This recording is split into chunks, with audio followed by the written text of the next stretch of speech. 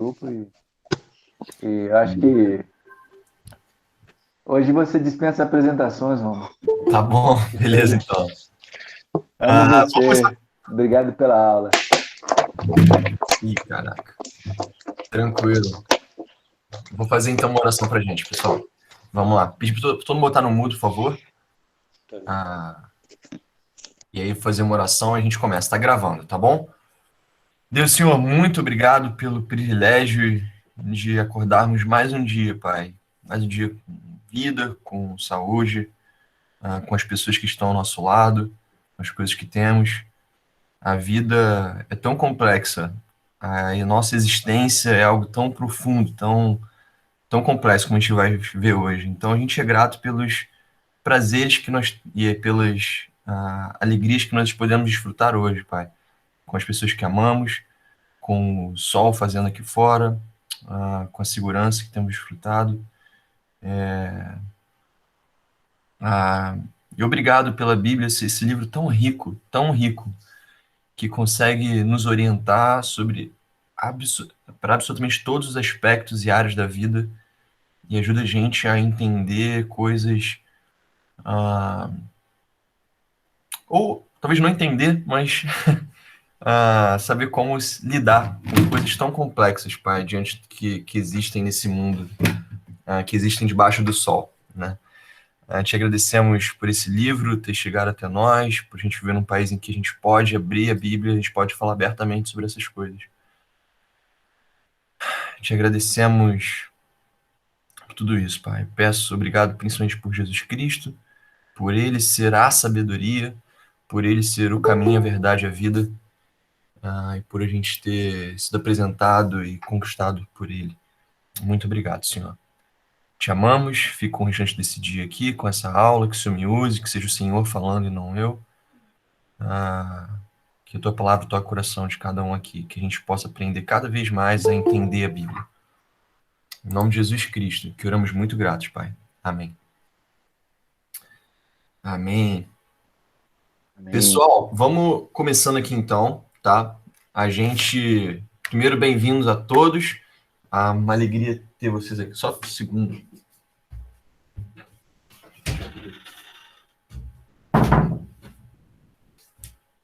Uma alegria ter todo mundo aqui. Obrigado pela presença.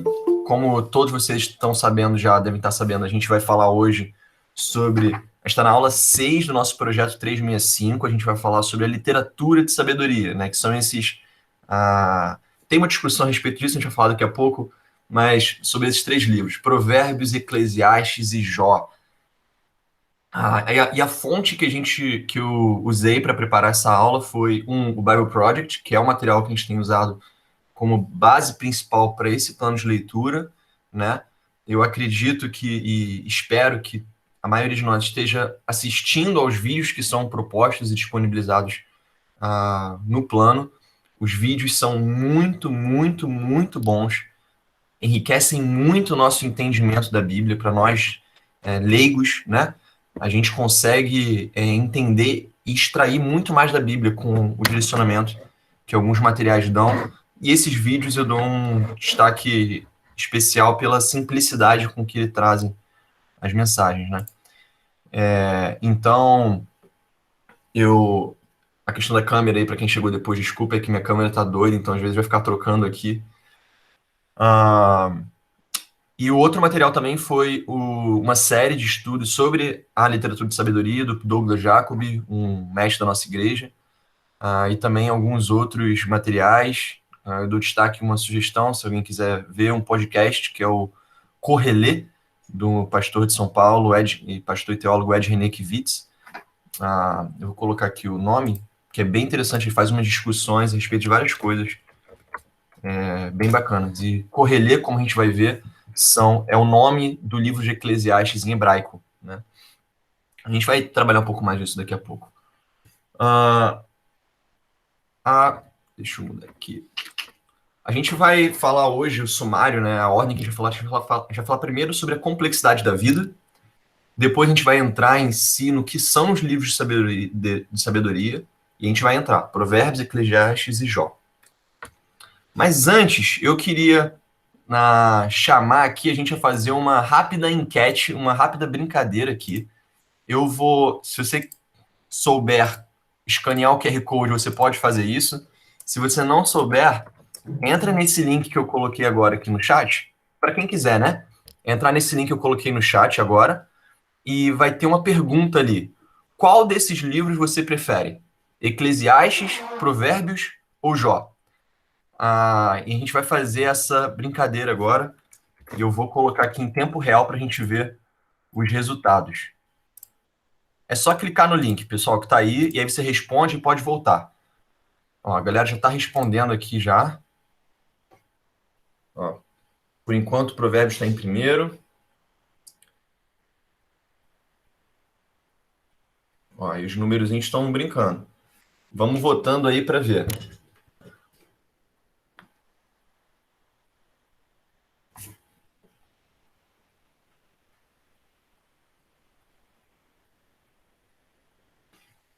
Provérbios e Jó empatados. Ninguém gosta muito de Eclesiastes, por enquanto.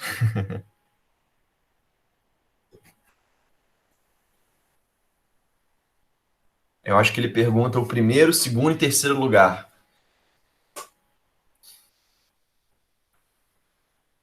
Ó, 9 pessoas já estão interagindo aqui com a gente. 10 pessoas.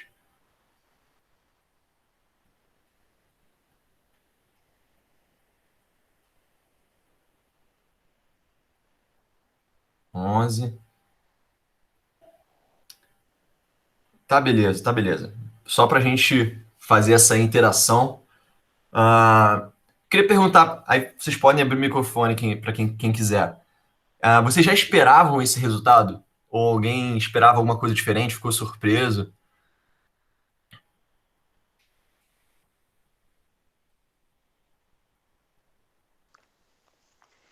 Eu, na minha opinião aqui, eu sou mais eclesiástico, né? Você é mais Eclesiastes, Sandro? Que fala mais a verdade da vida, né, cara? É, Pô, é. Mas, Sadão, por que você acha que Provérbios ganhou? Vamos, é, por que você acha que Provérbios ganhou? Por que será, na sua opinião? que provérbio, cara, tá ganhando aí, porque eu acho o seguinte, porque provérbio é muito bom de se ler, né? Aham, De entender melhor, isso. entendeu?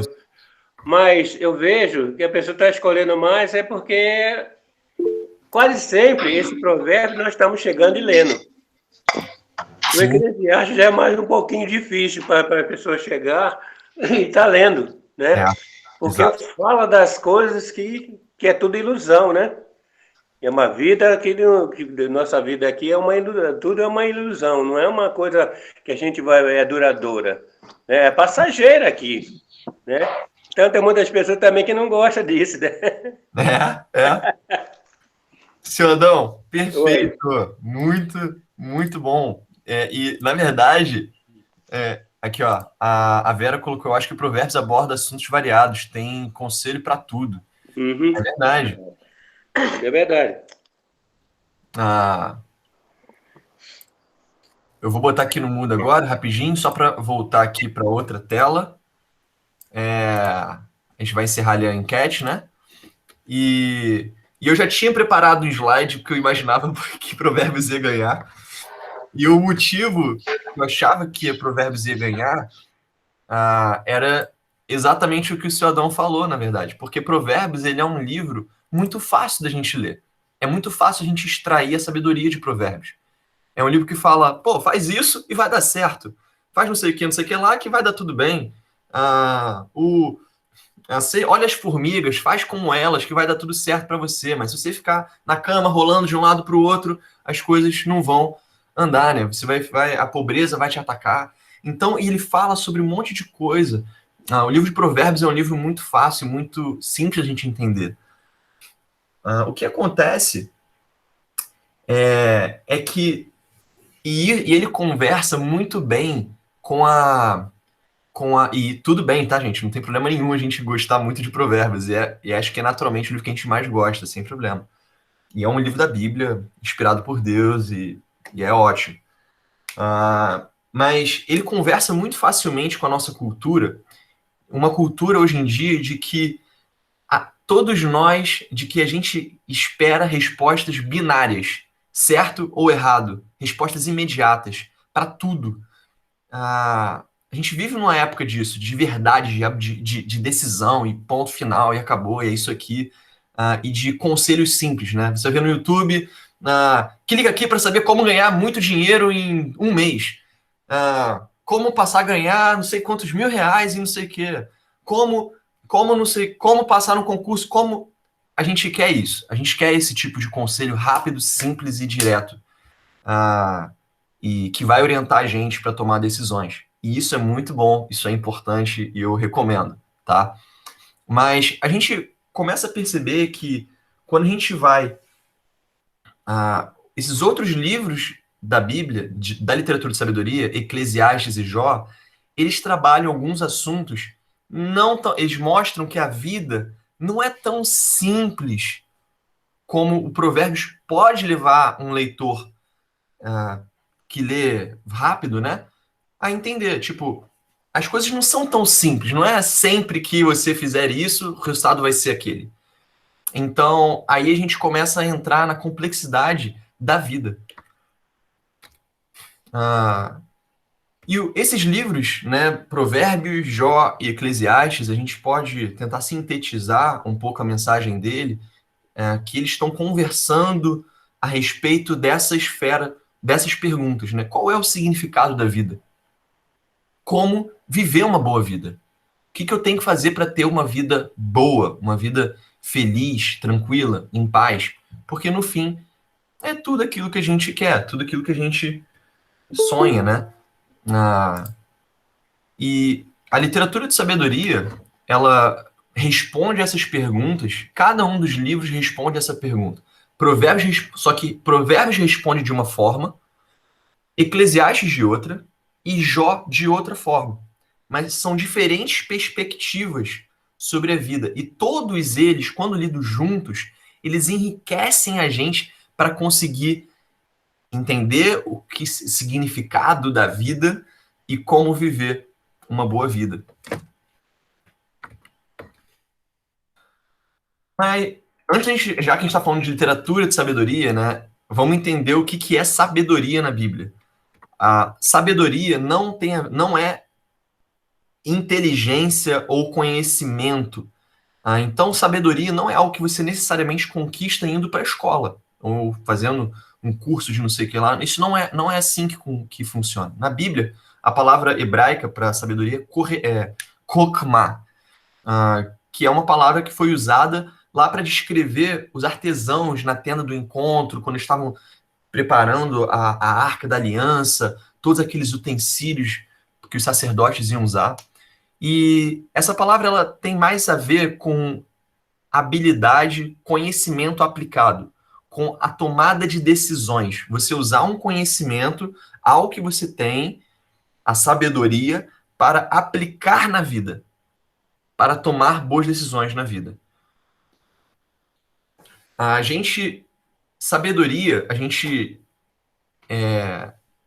Tiago, ele fala que existe a sabedoria de Deus e a sabedoria do homem. Tiago 3, versículo 13 e 18. Deus, ele fez a gente como seus governantes, né? A gente falou já algumas séries atrás, na igreja a gente falou sobre o quanto que o ser humano, que Deus fez o ser humano à imagem dele, com o propósito e objetivo dele governar, dele cuidar do mundo, dele ser participante dele. Deus, no começo, ele deu nome para o céu, para o sol, para o dia, para a noite e tal. Ele fez isso, ele criou o mar, criou tudo. E depois ele faz o quê? Ele cria o ser humano e fala, o ser humano, o Adão, agora continua o trabalho que eu criei, dá nome aos animais. Como eu dei nome aos astros celestes, dá nome aos animais. Continua esse trabalho. E aí ele fala... E aí, só que qual é a grande tensão ali em Gênesis? O ser humano ele tinha que decidir se ele ia confiar na definição de Deus, de certo e errado, de bem e mal, ou se ele ia confiar e tomar do fruto para decidir por ele mesmo, com a sabedoria dele mesmo, o que é bem e mal, certo e errado. Então, a gente sabe muito bem qual foi o desfecho, né? O ser humano quis tomar, ele quis decidir por conta própria o que é o certo e errado, o bem e o mal, e ele usou a sabedoria humana, a sabedoria do homem. E a gente sabe, e a gente percebe e usa as consequências até hoje. A gente sofre as consequências das decisões até hoje, porque nós mesmos, todos os dias, inclusive, usamos a sabedoria de nós mesmos, muitas vezes. Em vez de a gente fazer algo de acordo com a vontade, a sabedoria de Deus, a gente faz de acordo com a nossa sabedoria. O Douglas Jacob, numa tradução livre que eu fiz, né, do texto dele, ele diz que sabedoria na Bíblia é a habilidade de fazer, de tomar decisões de acordo com a vontade de Deus. Então, não é apenas você tomar decisão, não é apenas você se dar bem, ou você ter conhecimento, é você tomar decisões alinhadas com o que Deus, com a definição de Deus de bem e mal, de certo e errado. Então, os livros de sabedoria, eles são livros que vêm com o objetivo de ensinar, de orientar. Eles são um apanhado de conhecimento, de experiência, de vida que o povo de Deus, que os israelitas, eles acumularam ao longo de séculos e séculos e séculos. A gente sabe, né? Puxa, logo o Provérbios ele logo fala, como pode um jovem, o jovem pode ser sábio, né? Ele pode, o inexperiente, ele pode ser sábio se ele der ouvido a essas coisas. Então, por quê? Porque normalmente a gente associa alguém sábio ou a alguém mais vivido, a alguém mais experiente. Porque a sabedoria tem a ver com a experiência. Então, os livros de sabedoria são livros que acumulam vários aprendizados e percepções a respeito da vida de vários ângulos diferentes.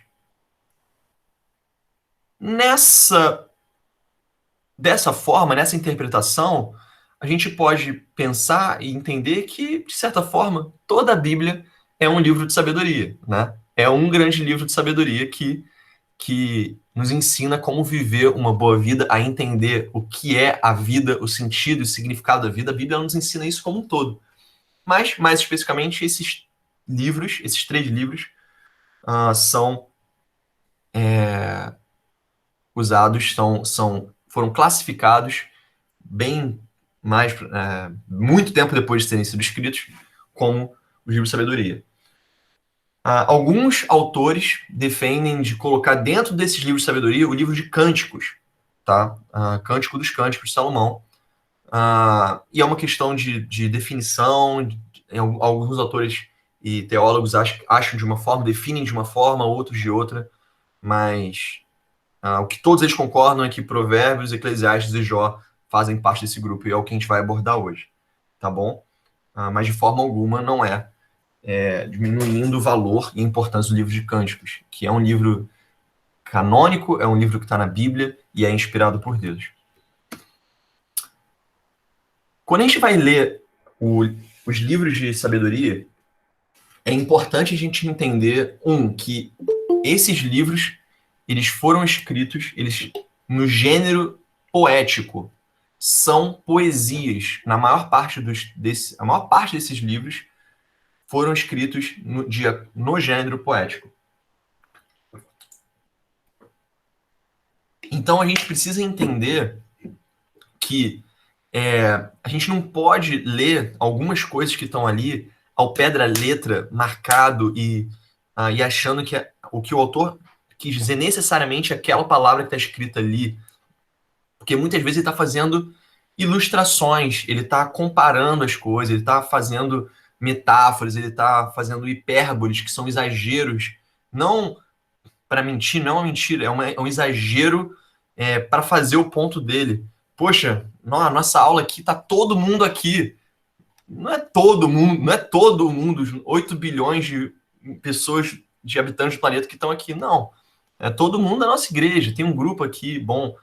Então a gente usa essas hipérboles para tirar para fazer o nosso ponto, né? Então a gente precisa entender que é um gênero poético. Outra coisa que é interessante desses livros é que a gente percebe que há diferença entre o narrador e o autor, né? Não necessariamente a pessoa que está escrevendo o texto, ele fala eu, não sei o que lá, é o autor. Tipo, é como se o autor, muitas vezes isso fica bem claro em Eclesiastes, ele foi... o autor escreve como se fosse um outro personagem que ele criou. Então ele vira um personagem e escreve na primeira pessoa, no eu, né? Mas então isso é importante que a gente entende as várias vozes, às vezes, conversando dentro do mesmo livro. Provérbios, por exemplo, a gente vai falar sobre isso daqui a pouco, ele começa como se fossem, não Salomão falando, mas os conselhos de um pai a seu filho. E isso a gente consegue entender mais quando a gente extrair mais do texto quando a gente entende esses princípios, né? Uma outra coisa é que vale a pena a gente falar antes, principalmente para o livro de Provérbios, é que ele trata a respeito de regras gerais a respeito da vida, mas não de regras absolutas. Como assim? Ele dá conselhos e direções gerais a respeito da vida. Faça isso e você vai se dar bem. A probabilidade de acontecer algo bom com você, se você seguir esse caminho, é muito grande. Mas não é uma verdade absoluta. Embora ele escreva como se fosse uma verdade absoluta, é um provérbio, faz parte, é uma poesia. A forma como está escrita é para ajudar, para orientar, para ilustrar, para ser fácil de memorizar. Tem os seus objetivos literários aí dentro. Mas não são regras absolutas e gerais sobre a vida. Tá? Isso é importante a gente falar também. Então, quando a gente olha assim a literatura de sabedoria, a gente pode pensar como se fossem esses 3 quadros, né? Essas 3 pinturas a respeito de uma boa vida. Provérbios, ele tem Provérbios, Eclesiastes e Jó. Provérbios ele vai falar na regra geral, e Eclesiastes e Jó eles vão falar das exceções dessa regra. Eles vão falar do que às vezes não segue essas regras. Porque não é sempre que alguém faz o que é bom, o que é certo, que ele vai ser recompensado. Muitas vezes o ímpio, muitas vezes o ladrão, ele vai ser recompensado e vai ter uma vida muito grande. Acontece. Muitas vezes, pessoas inocentes sofrem. Não é porque você temeu a Deus a sua vida toda que a sua vida não pode ser curta. Então, o livro de Eclesiastes e Jó, eles falam sobre essas coisas de uma maneira muito dura, mas muito necessária, principalmente nos nossos tempos, como eu estava falando antes, de que a gente quer verdades e tomadas de decisões muito simples, muito rápidas. A gente quer orientações, a gente não quer refletir, pensar muito a respeito das coisas. A gente quer só partir, resolver as coisas, ponto, acabou, né? Então, é isso. Agora a gente vai começar a falar, vamos entrar nos temas, nos livros, e vamos falar primeiro a respeito de Provérbios.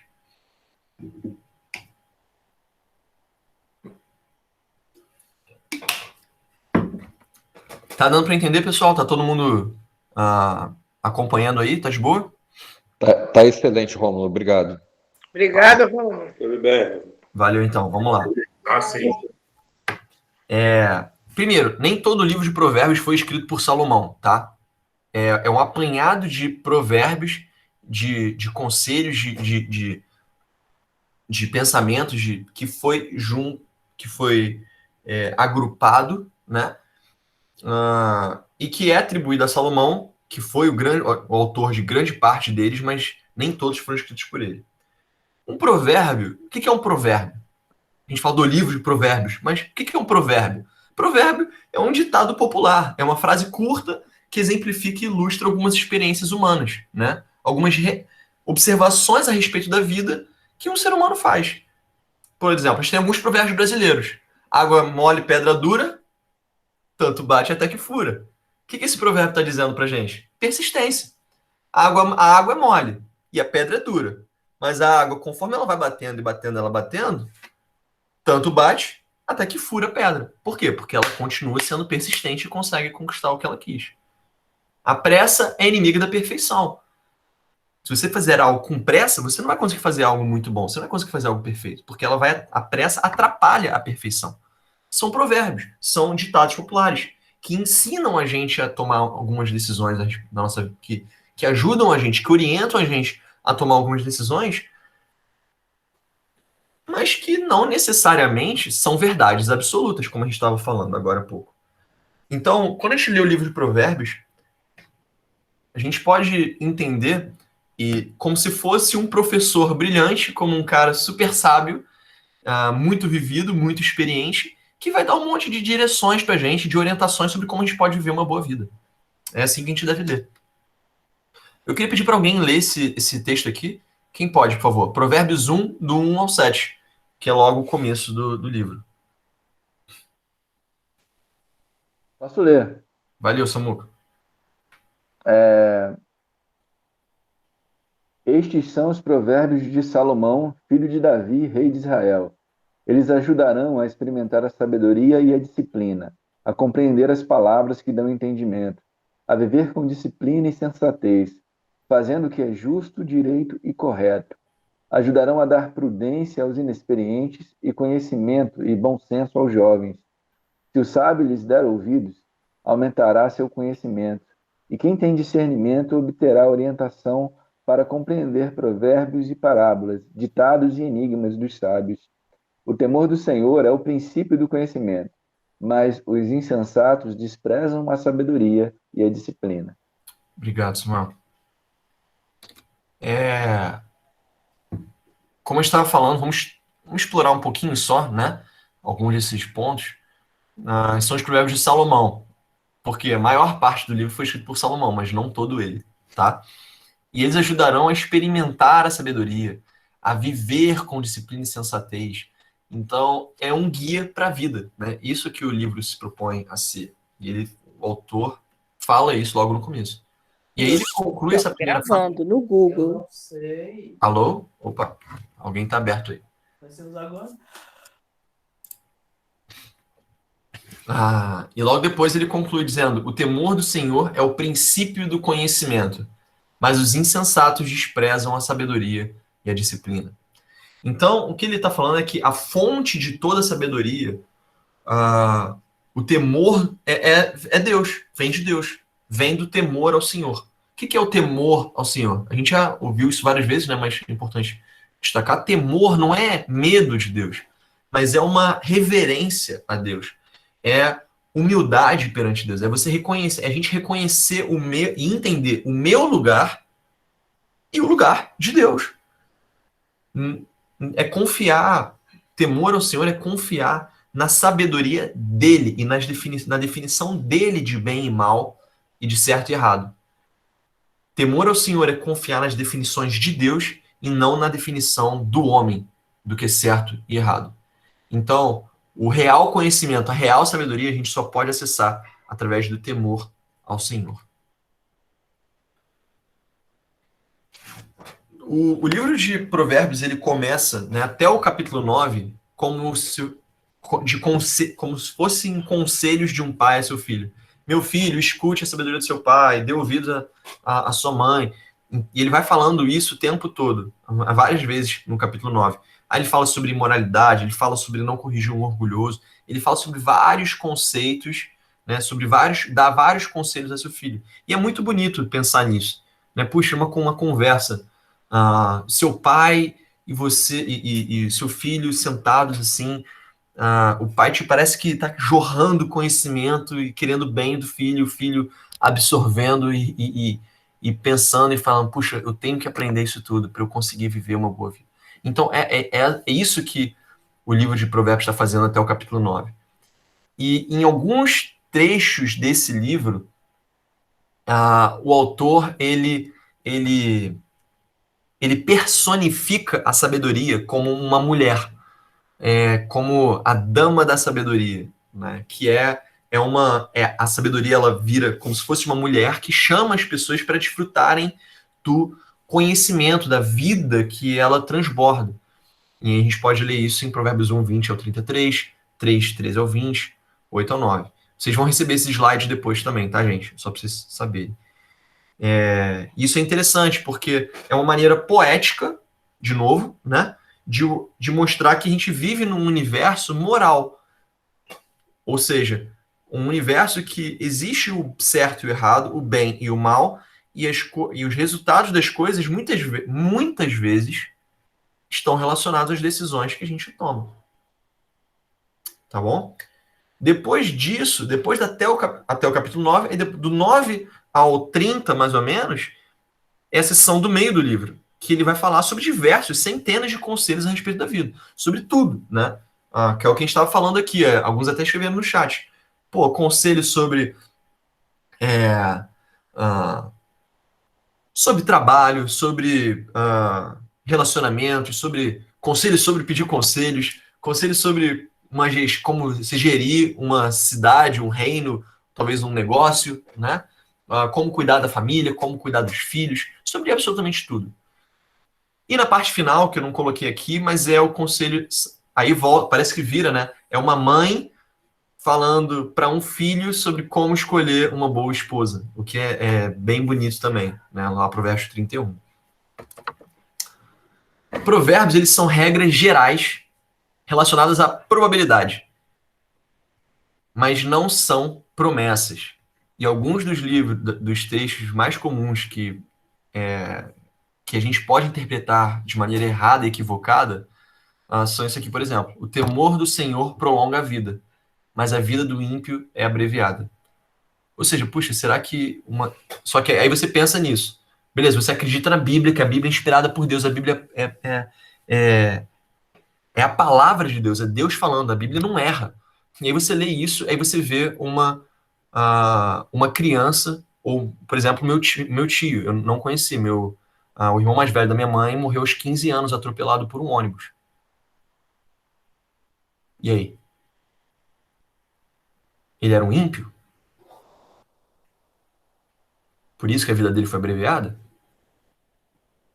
Ué, mas tá na Bíblia. Mas por a gente não entender o gênero literário, a gente pode tirar conclusões erradas. A gente pode entender e ficar magoado com Deus ou muito perdido para a gente não entender o que a Bíblia de fato está querendo dizer. Provérbios 22, versículo 6 diz: instrua a criança segundo os objetivos que você tem para ela, e mesmo com o passar dos anos, não se desviará deles. No caminho, né? Tem outras passagens falando, no caminho do Senhor. Então, muitas vezes a gente...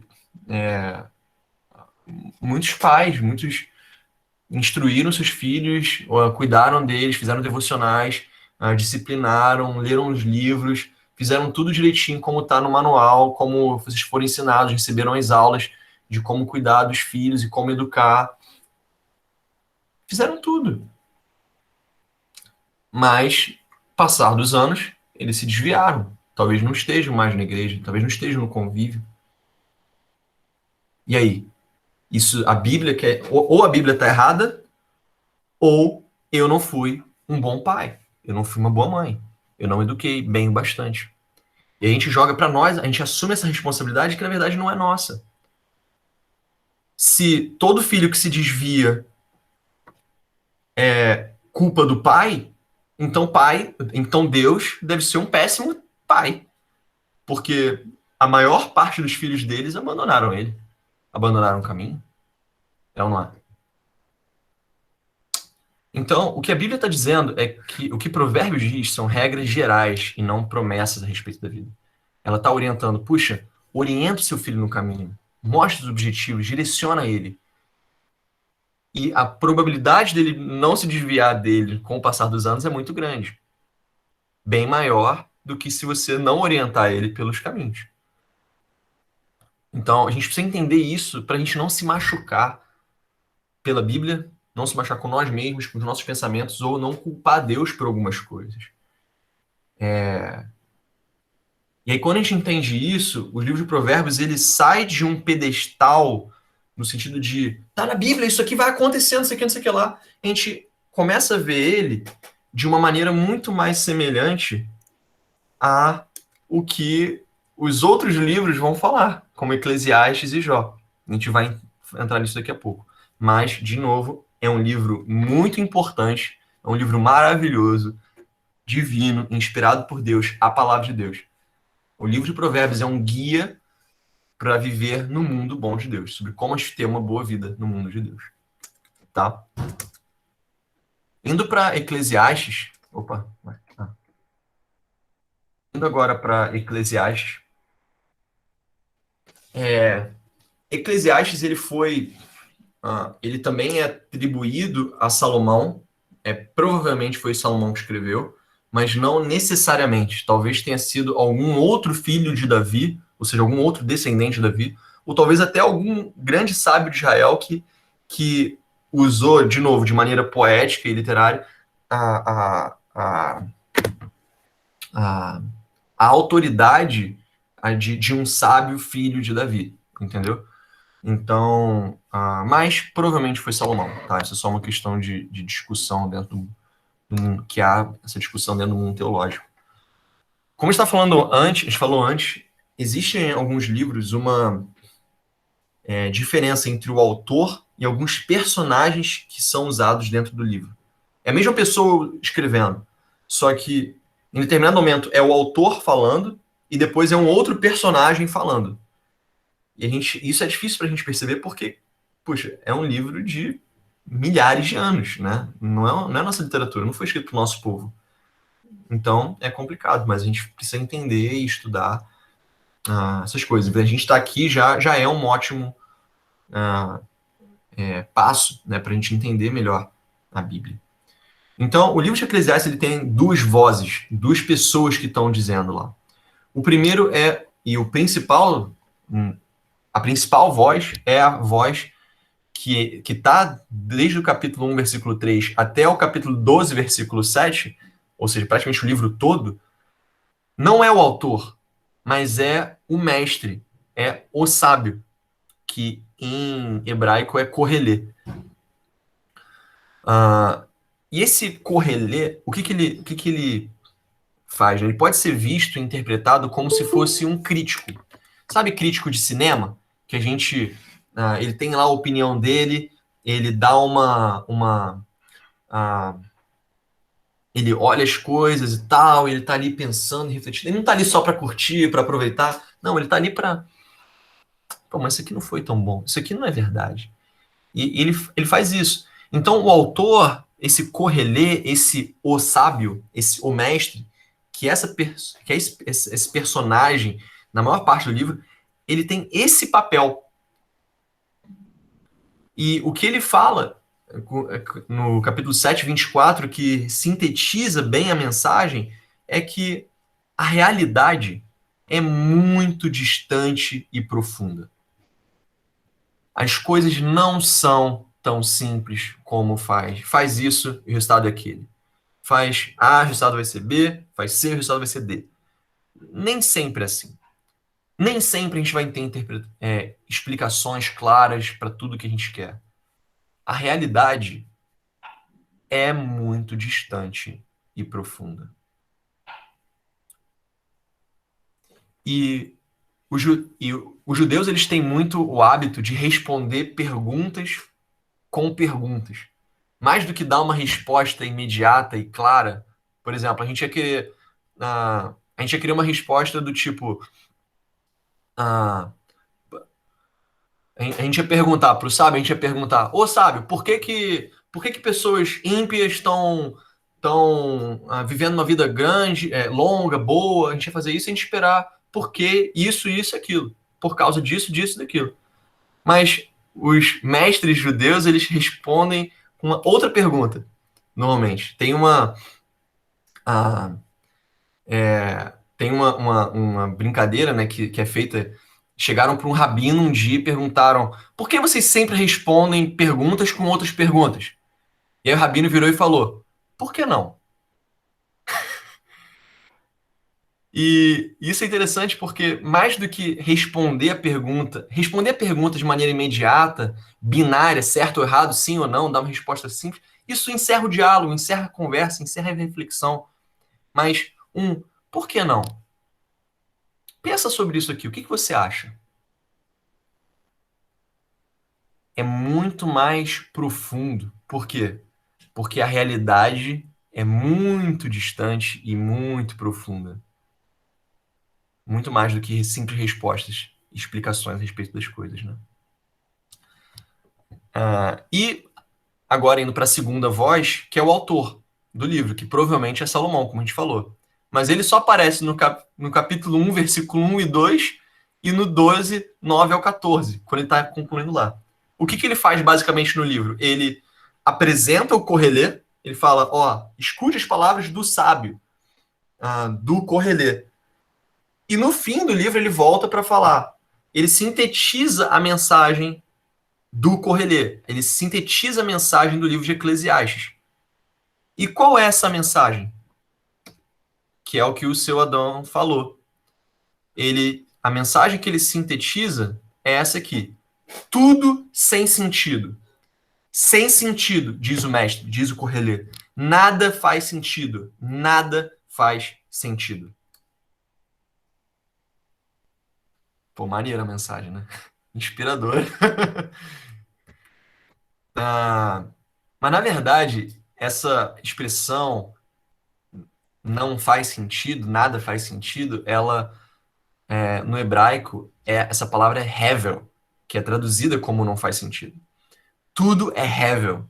Hevel, diz o mestre. Hevel, hevel. E a gente sabe, estudando um pouco a forma como o povo de Israel ele se comunicava, a gente destaca as coisas com negrito, sublinhando, botando em itálico. O povo de Israel, muitas vezes, eles enfatizavam algo repetindo. Então, isso aqui é um grande exemplo disso. Hevel, hevel, hevel, hevel. E está querendo dizer o quê? A gente vai entender agora. Hevel é a palavra hebraica para vapor, fumaça, vento. E essa palavra, ela é usada em um livro de 12 capítulos. Ela é usada 38 vezes. Tá, e daí? O que isso significa? Isso significa que é muito importante. Que essa é a mensagem principal do livro. O que significa essa palavra? Significa que a vida, ela é como uma fumaça. Ela parece algo sólido, ela parece algo que está ali, que eu estou vendo, mas se eu piscar e abrir, se eu fechar os olhos e abrir novamente daqui a pouco, vai ter uma outra configuração, vai estar diferente. As coisas não são estáticas, não são sólidas, não são constantes.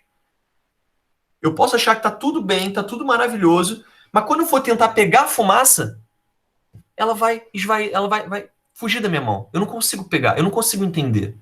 A vida, ela é complexa, ela é enigmática. Muitas vezes paradoxal algumas coisas que acontecem. A vida é hevel. Tudo é hevel. Não é que não faz sentido. É que é difícil de entender. É que é fumaça. Eu não consigo entender claramente. Então, só destacando aqui, que talvez não tenha ficado claro, a tradução não faz sentido. Muitas pessoas acham que não é tão apropriada essa tradução. Não é que a vida não tem sentido. É que ela é hevel. É que é difícil da gente entender e de interpretar. O livro de Eclesiastes ele é dividido, ele percorre o Correlê, o mestre, ele discorre a respeito desses três grandes assuntos, principalmente. Desses três grandes temas. O primeiro é a corrida do tempo. O que ele fala é que o tempo sempre avança. Sempre. E, eventualmente, todos nós vamos ser esquecidos. Ele fala, a criação, você, tá aí vivendo a sua vida, tá querendo ganhar dinheiro, tá não sei o quê com seus filhos, com sua família, tá construindo sua casa e tal, beleza. Mas aquela montanha onde você está construindo sua casa, onde você está construindo sua empresa, ela já estava ali, meu irmão, há milhões de anos antes de você. A sua casa vai ser destruída, a sua empresa vai ser esquecida totalmente. Você vai morrer, suas familiares vão morrer, vai todo mundo morrer e a montanha vai continuar ali. Tranquilo. Você, humanidade, você se gaba de ser tanta coisa, mas sabe de uma coisa? Mesmo que vocês destruam o planeta Terra, sabe o que o planeta Terra vai fazer? Isso não é o Correia falando, mas a mensagem é essa. E isso é verdade. O que eu estou falando agora, é um relatório da ONU. A Terra, ela vai matar, ela vai extinguir toda a raça humana, porque o ser humano não está sabendo cuidar da Terra. Mas a Terra vai continuar existindo, porque a Terra se adapta. O ser humano não consegue. E vai morrer. Por quê? O tempo avança. As coisas avançam. É tudo Hevel. Tudo isso que a gente tem, todas essas grandes vitórias, tudo isso que a gente sempre acha que é maravilhoso e tal, é Hevel. É fumaça. Vai desaparecer. Depois ele fala sobre a inevitabilidade da morte. O que significa isso? Significa que a morte é inevitável. A morte vai chegar tanto para os bons quanto para os maus. Tanto para os inocentes quanto para os culpados. Para os justos e para os ímpios. Isso é uma realidade. Então não fica vivendo a sua vida desconsiderando que você um dia vai morrer. Você vai morrer um dia. Mais cedo ou mais tarde. Mas você, as pessoas que você ama, todas um dia vão morrer.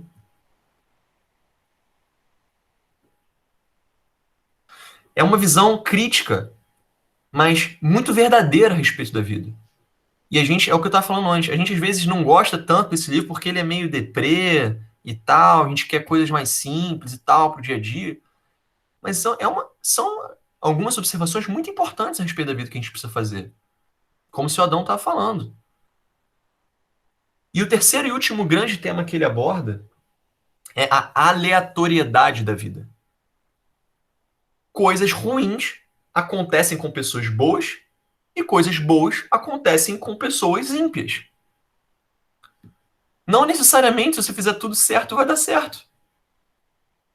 E não necessariamente se fizer tudo errado vai dar errado.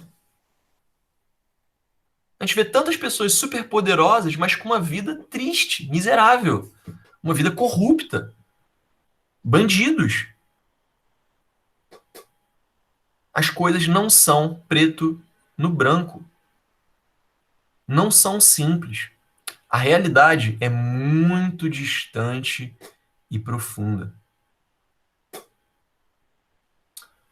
O Correlê, ele até reconhece o valor da sabedoria. Parece que ele está conversando com Provérbios. Se você quiser anotar aí, eu não botei no slide, capítulo 9, versículo 13 ao 18. Ele fala, poxa, a sabedoria é importante, ela é muito valiosa e tal, e é importante, mas também é Hevel. Não tem garantia. Não é porque você é sábio, meu irmão, minha irmã, que as coisas vão dar certas para você necessariamente. Pra gente.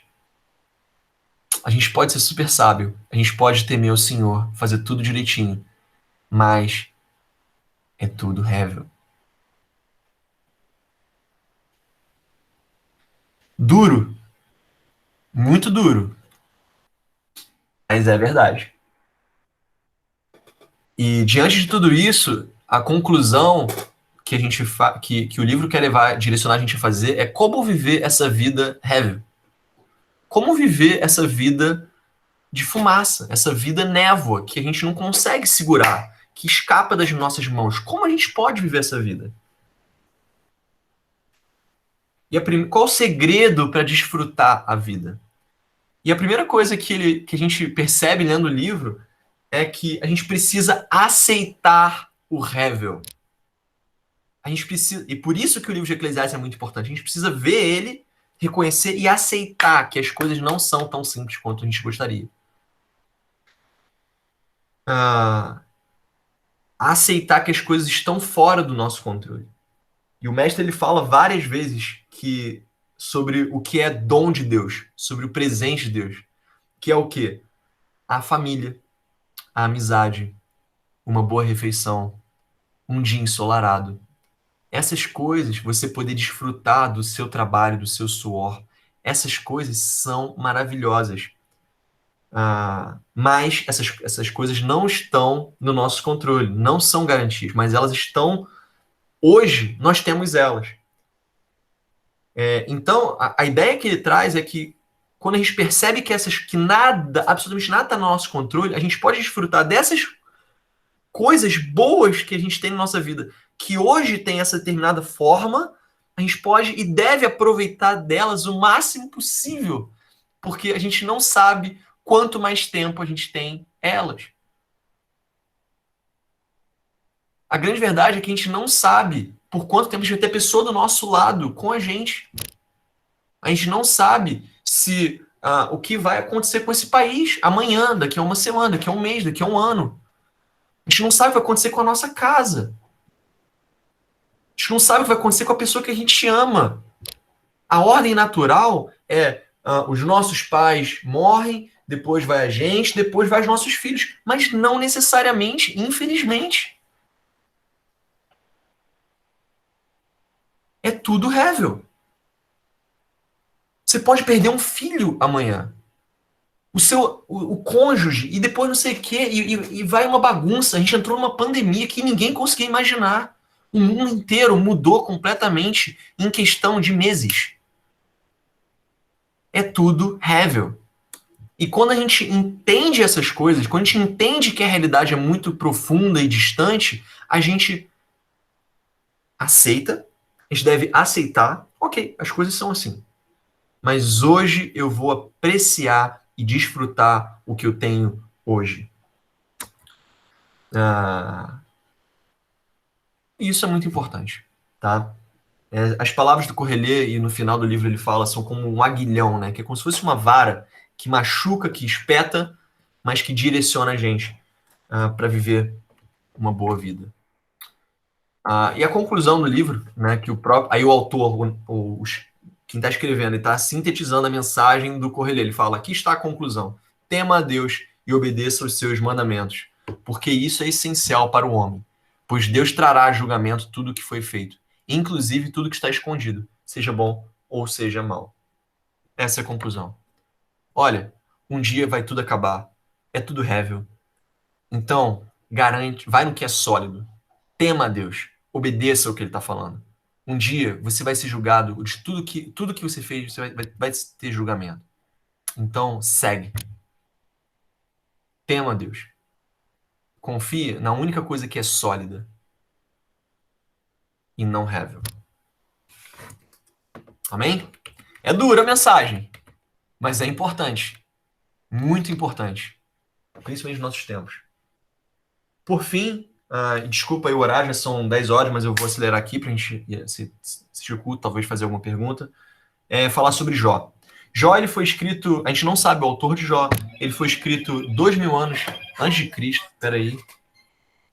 O Vitão tá me ligando agora. Ele foi escrito 2000 anos antes de Cristo, em um lugar muito distante de Israel. E é isso. A gente não sabe quem escreveu, mas é um livro maravilhoso e inspirado por Deus, está na Bíblia. Eu botei isso aqui só para a gente relembrar rapidamente o livro de Jó. Não vou entrar em detalhes, mas o que acontece é que Jó, ele era um homem inocente, justo, que honrava e amava a Deus. Era um homem bom, justo, ele não tinha pecado, nada. Ele era um homem bom, tá? Isso a gente tem que entender. Para entender o livro, a gente precisa entender isso. Depois, só que acontece, existe algum tipo de meio que aposta de uma discussão lá no céu, entre o conselho do céu, entre Deus, Satanás e tal, e tem uma decisão lá de testar Jó, de colocar Jó sobre situações complicadas. Ele perde a família, perde os filhos, perde todas as posses, perde a casa, ele fica doente e tal. E aí aparecem os amigos dele, a esposa de Jó e os amigos dele, e começam a questionar Jó sobre várias coisas. E o meio de Jó, o meio do livro de Jó, do capítulo 3 ao 37, ele é todo a respeito desses discursos. Vai Jó e vai um amigo dele, vai Jó e vai outro amigo, vai Jó e vai outro amigo. Os amigos falam: ô Jó, você tá sofrendo porque você pisou na bola. Você tá sofrendo, você tá passando por essas coisas porque você pecou. Porque se você não tivesse pecado, essas coisas não teriam acontecido com você. Porque Deus é justo. Então, se isso está acontecendo com você, isso não é porque você errou, você pecou alguma coisa. Talvez você não seja tão bom assim, né, Jó? E é isso que eles estão, essa mensagem que eles estão trazendo. E aí Jó, repetidamente, ele fala, não, eu sou justo, e o que está acontecendo comigo não é justo, porque eu não fiz para merecer isso. E essa é a mensagem de Jó, eles ficam ali de uma forma poética, conversando o tempo todo, debatendo um com o outro o tempo todo. A pergunta básica que o livro está querendo fazer é: Deus, por que um Deus sábio e justo permite que coisas ruins aconteçam com pessoas inocentes? Essa é a pergunta que Jó está fazendo ali no meio de tudo isso. E os amigos eles estão apresentando a teologia da época, que era: se você fizer coisas boas, você vai se dar bem; se você fizer coisas ruins, você vai se dar mal. E é uma teologia que não é tão distante assim dos nossos tempos, né? Não é uma teologia tão distante daquela que muitas vezes nós acreditamos, que muitas igrejas que ao nosso redor estão apresentando. É ou não é verdade? São pensamentos que muitas vezes nós temos. Deus, por que isso aconteceu comigo? O que eu fiz de errado? A pessoa não foi batizada por causa do que eu fiz? Ou isso aqui aconteceu porque que eu fiz? Qual é a minha culpa? E a gente começa a brincar, a discutir com Deus do porquê as coisas são como são. Isso acontece com a gente. Mas Deus, no final do livro, ele responde Jó. Jó desafia Deus, ele exige uma explicação de Deus, ele fala, responda, Deus. E Deus responde. Ele queria uma resposta e Deus responde. Qual era a resposta que a gente gostaria que desse? Qual é a resposta que Jó gostaria que Deus desse? Eu fiz isso por causa disso, aquilo por causa daquilo, não sei o que, assim, assado, preto e branco. Só que a resposta de Deus, sabe qual é, irmãos? Dá uma olhada na complexidade do universo. E aí Deus apresenta, olha a formiga, olha o céu, olha o mar, olha o vento. Olha esse animal aqui, olha aquele animal ali, olha isso, olha aquilo, e começa a apresentar as coisas para Jó. E Jó fica... E aí, qual é o objetivo disso? É mostrar para Jó que as coisas são muito, muito, muito mais complexas do que a nossa pequena mente de ser humano conseguiria entender. Deus não responde claramente por que Jó sofreu. Jó nunca soube daquele desafio lá entre Deus e Satanás. A gente nem vai entrar nesse mérito, o que aconteceu ali. Mas Jó nunca soube. Jó não soube o porquê que ele passou por aquilo. E Deus não faz questão de me dizer, não. Deus não diz. A resposta de Deus, em meio ao sofrimento dele, foi: preste atenção em toda a complexidade do universo. As coisas, meu querido filho, não são tão simples assim. Mesmo que eu te ensinasse, que eu te explicasse, você não ia entender. Se chegasse um cara e tentasse me explicar o porquê, como é que funciona a internet e a tecnologia, como é que um chip, uma peça de física, consegue transmitir eletricidade de uma forma que aparece essas coisas aqui na tela pra gente. A gente está falando em tempo real com dezenas de pessoas e essa informação vai para um computador. Eu, Rômulo, não entendo isso. Um técnico poderia tentar me explicar e eu não ia entender nada. Nada. Porque está muito distante do que eu sou capaz de entender. Quanto mais o porquê das coisas acontecerem no universo. Da mesma forma, Deus vira e fala: meu irmão, meu filho, eu não consigo te explicar. Confia em mim.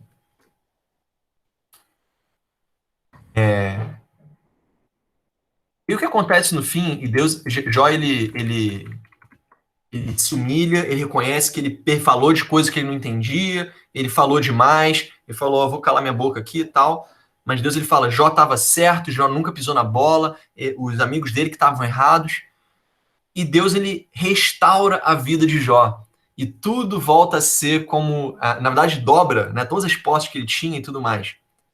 E qual é o entendimento errado que a gente pode ter a respeito disso? Jó nunca falou mal de Deus e por isso Deus recompensou em dobro tudo que ele fez. Ele fez o que agradava a Deus, ele foi testado, passou no teste e Deus multiplicou tudo que ele tinha. E ele passou a ter uma vida maravilhosa, porque ele passou no teste. Mas essa não pode ser a mensagem do livro, porque o livro todo foi para dizer que não é assim que funcionam as coisas. As coisas não são assim. Deus tirou as coisas de Jó porque ele quis, e Deus deu porque ele quis. Não porque Jó fez A, B ou C. E isso a gente precisa entender também para a gente ter uma maneira, uma postura diferenciada diante dos sofrimentos, das dores do mundo. Botei aqui um texto, alguns versículos úteis que tem em Jó, versículos soltos, tá? De novo, todo esse slide vai ficar para vocês verem depois, que você pode pegar sobre várias coisas, aprendizado sobre várias coisas. Mas por que eu coloquei isso aí? Porque se a gente lê o livro de maneira isolada, em pedaços, em capítulos específicos, e tirar algum texto específico isolado de Jó para dar um conselho para alguém, ou para ensinar algo, para fazer uma pregação, uma mensagem, a chance da gente estar pegando de um dos amigos dele que falou uma besteira é muito grande, e a gente está pegando algo fora de contexto, porque é tudo poesia, tudo ilustrações. Então, o livro de Jó ele tem que ser lido como um todo, como a gente falou aqui, mas, olhando versículos isolados, tem várias coisas legais, e aqui estão algumas delas que podem servir para momentos específicos. Mas o objetivo de Jó não é dar esse monte de lista de conselhos. É mostrar que Deus governa um universo muito complexo. E a gente muitas vezes não vai saber o porquê que algumas coisas aconteceram. E ele conversa muito bem com Eclesiastes. Eles se complementam, né? A conclusão do livro de Jó é essa. Nem sempre a gente vai ter respostas simples para o sofrimento. Algumas reflexões finais, só para a gente fazer, que toda a literatura de sabedoria traz para a gente, é que a vida é complexa. A realidade é muito distante, muito profunda. A gente não sabe das coisas. A gente precisa confiar na sabedoria de Deus e não na nossa. Mas mesmo confiando na sabedoria de Deus, tudo continua sendo rével. As coisas não são certas. Os resultados não são garantidos. Mas, confiando em Deus, numa única coisa que é sólida, a gente acredita, a gente confia, a gente tem a fé de que um dia vamos ser recompensados, a gente vai estar e passar a eternidade com Deus. Em um mundo e um universo que não vai ser mais rével. Amém? Amém. Por fim, o que é sabedoria? E a conclusão muito bonita, linda, é que Cristo, ele é a sabedoria de Deus que foi entregue para nós. A gente quer saber verdades absolutas a respeito das coisas. Jesus, ele é o caminho, a verdade e a vida. E ninguém pode ir ao Pai a não ser por ele. Então, a gente quer todas essas coisas, respostas das coisas, a gente vai encontrar elas através de Cristo. Tá bom? Pessoal, é isso. Desculpa me estender.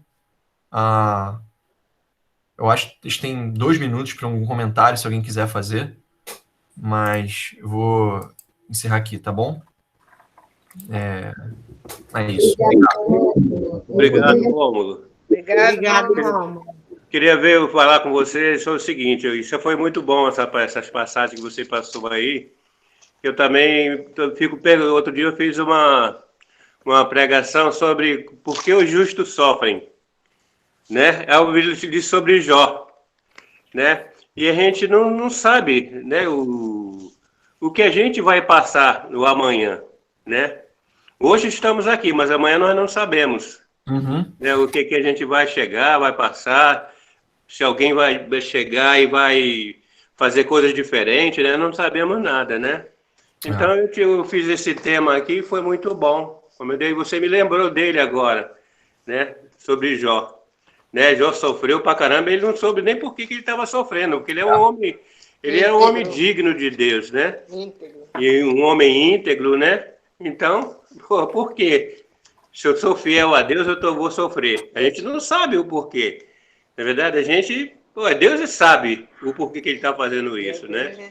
Ele colocou várias coisas na vida de Jó, né? Mas foi para... O que eu entendo foi para testar, né, a fidelidade de Jó, né? Então, Jó foi um homem fiel a Deus, né? Então, eu quero muito agradecer por você ter compartilhado isso aí. Obrigado. Eu agradeço, Adão. Obrigado. Alex, quer falar?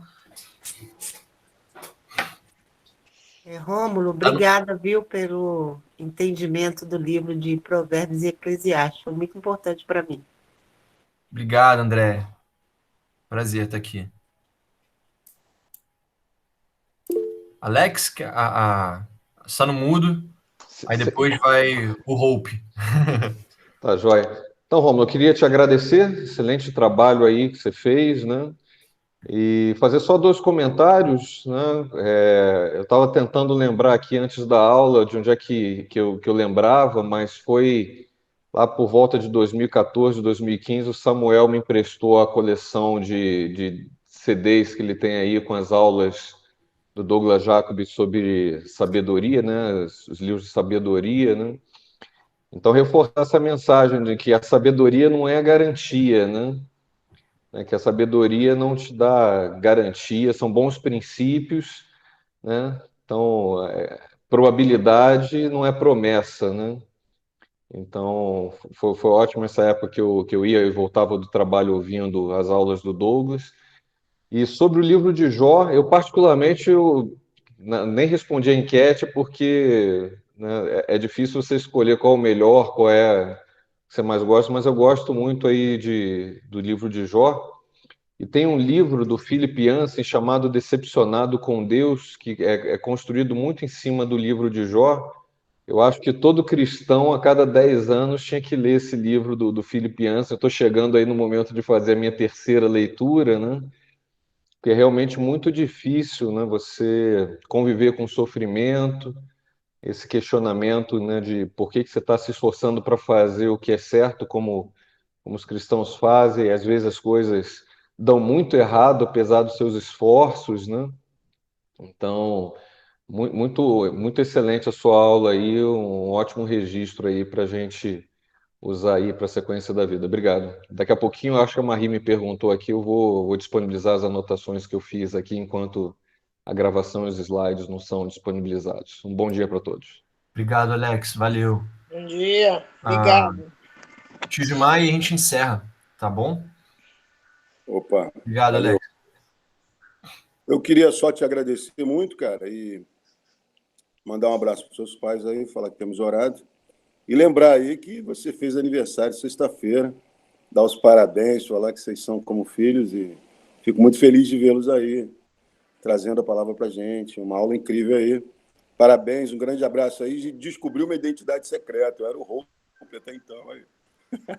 Eu não tenho Gmail, cara. Eu não votei porque eu não conseguia. Aqui no meu, eu não tenho essas habilidades, não apareceu como votar, mas eu estou com a maioria aí. Eu gosto do mais fácil. Mas valeu, cara. Parabéns, um abraço grande. Tá? Valeu, tio. Obrigado aí. Parabéns para o aniversariante, né? Parabéns a você. Nessa data querida, muita felicidade. Muitos anos. Parabéns. Obrigado, pessoal. Valeu. Parabéns, Rômulo.